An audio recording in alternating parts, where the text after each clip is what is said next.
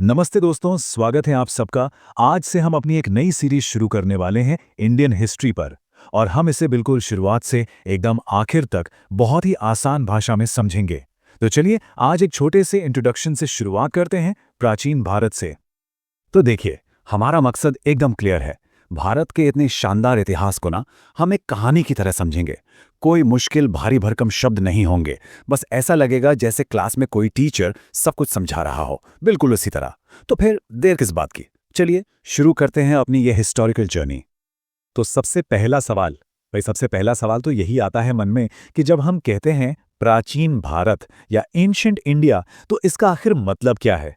ये कहानी, ये हिस्ट्री शुरू कहाँ से होती है और कहाँ तक जाती है? अच्छा, तो इसको ना ऐसे समझते हैं। प्राचीन भारत का इतिहास शुरू होता है पाषाण युग, मतलब स्टोन एज से।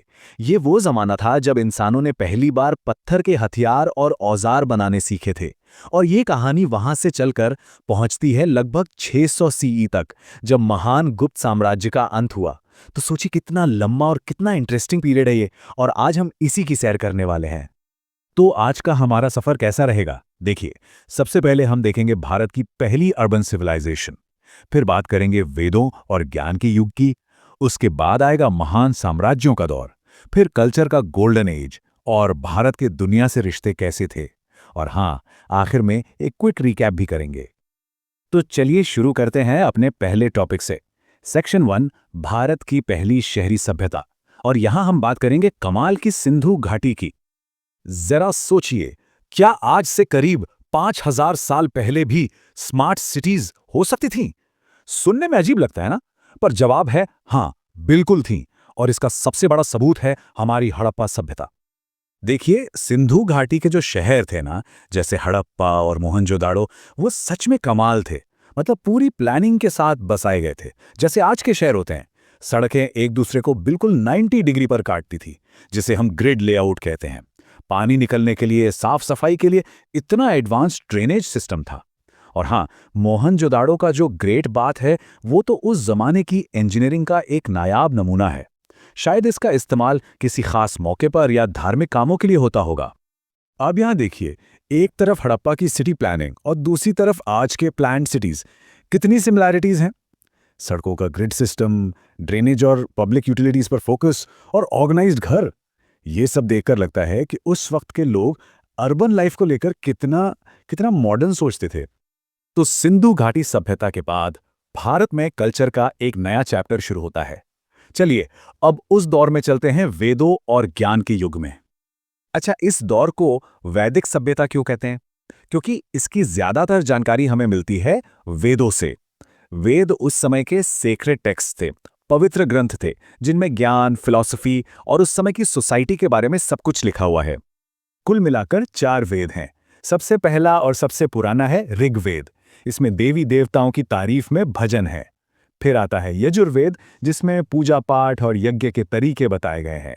सामवेद में उन्हीं मंत्रों को सुर और ताल दी गई है, मतलब ये भारतीय संगीत की जड़ है। और आखिर में है अथर्ववेद, जिसमें रोजमर्रा की बातें हैं, जैसे जादू टोना, दवाइयाँ, जड़ी बूटियाँ, ये सब। इसी वैदिक समय में समाज का ढांचा, जिसे हम वर्ण व्यवस्था कहते हैं, यानी काम के आधार पर समाज का बंटवारा, वो और ज्यादा क्लियर होने लगा। और हाँ, इसी दौर में कुछ नए फिलोसॉफिकल मूवमेंट्स भी शुरू हुए, जैसे कि बौद्ध धर्म और जैन धर्म। चलिए, अब कहानी में आगे बढ़ते हैं। अब हम उस दौर में आ गए हैं जहां छोटे छोटे राज्य, छोटे छोटे किंगडम्स मिलकर बड़े बड़े एम्पायर्स बन रहे थे, एक यूनिफाइड पावर। ये टाइमलाइन देखिए, ये हमें बताती है कि ये एम्पायर्स कैसे बने। करीब 600 बीसीई में 16 महाजनपद थे, मतलब 16 बड़े बड़े राज्य। फिर मगध में नंद साम्राज्य आया, और उसके बाद चंद्रगुप्त मौर्य ने भारत के पहले महान साम्राज्य मौर्य साम्राज्य की नींव रखी। और फिर आगे चलकर गुप्त साम्राज्य का उदय हुआ। मौर्य साम्राज्य की कहानी तो सच में बहुत इंटरेस्टिंग है। इसकी शुरुआत की चंद्रगुप्त मौर्य ने, और ये वो पहला एम्पायर था जिसने लगभग पूरे भारतीय सबकॉन्टिनेंट को एक साथ एक झंडे के नीचे ला दिया था। इस एम्पायर का सबसे ऊंचा मुकाम आया सम्राट अशोक के समय में। पर कलिंग की लड़ाई, वो इतनी भयानक थी कि उसके बाद अशोक का दिल बदल गया। उन्होंने बौद्ध धर्म अपना लिया और फिर शांति और धम्म का रास्ता दिखाया। चलिए, अब हम चलते हैं उस मैग्निफिसेंट एरा में जिसे अक्सर भारतीय कल्चर का गोल्डन एज कहा जाता है, यानी गुप्तों का दौर। ये वही समय था, गुप्त साम्राज्य का दौर, जब भारत को सोने की चिड़िया कहा जाने लगा। ये वो वक्त था जब देश में शांति थी, खुशहाली थी और कल्चर अपने पीक पर था, खासकर समुद्रगुप्त जैसे राजाओं के राज में। इस पीरियड में आर्ट, लिटरेचर, साइंस, हर चीज का जबरदस्त डेवलपमेंट हुआ। महान कवि कालिदास ने अभिज्ञान शाकुंतलम जैसे नाटक लिखे जो आज भी अमर हैं। आर्यभट्ट जैसे वैज्ञानिकों ने दुनिया को जीरो दिया, दशमलव सिस्टम दिया। इसी वजह से तो इसे गोल्डन एज कहते हैं।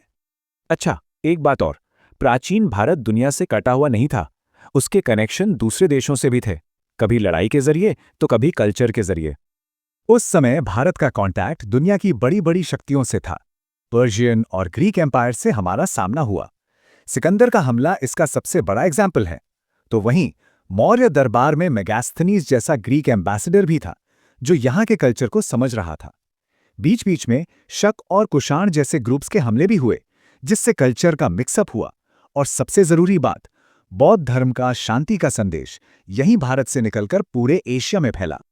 तो ये जो हमने एक लंबी और एक्साइटिंग जर्नी की है, चलिए उसे फटाफट एक नजर में रिवाइज कर लेते हैं। तो हमारी कहानी कहां से शुरू हुई? स्टोन एज से, एकदम शुरुआत से। फिर हम पहुंचे इंडस वैली, जहां भारत के पहले एडवांस्ड शहर थे। उसके बाद आया वैदिक एज, जिसने फिलॉसफी और ग्रंथों की नींव रखी। फिर बने महाजनपद, मतलब पावरफुल किंगडम्स। फिर मौर्य साम्राज्य ने भारत को पहली बार एक किया। और आखिर में गुप्त साम्राज्य, जो कल्चर का गोल्डन एज था। तो ऑर्गेनाइज शहरों और गहरी फिलॉसफीज से लेकर पावरफुल एम्पायर्स तक, एंशंट इंडिया ने कल्चर और नॉलेज की एक ऐसी मजबूत नींव रखी जिसका असर हम आज भी देख सकते हैं। और आखिर में बस एक सवाल सोचने के लिए कि इतिहास की इसी मजबूत नींव पर आज का मॉडर्न इंडिया कैसे खड़ा है। इस पर जरूर सोचिएगा। अगली बार मिलेंगे मध्यकालीन भारत की कहानी के साथ। धन्यवाद।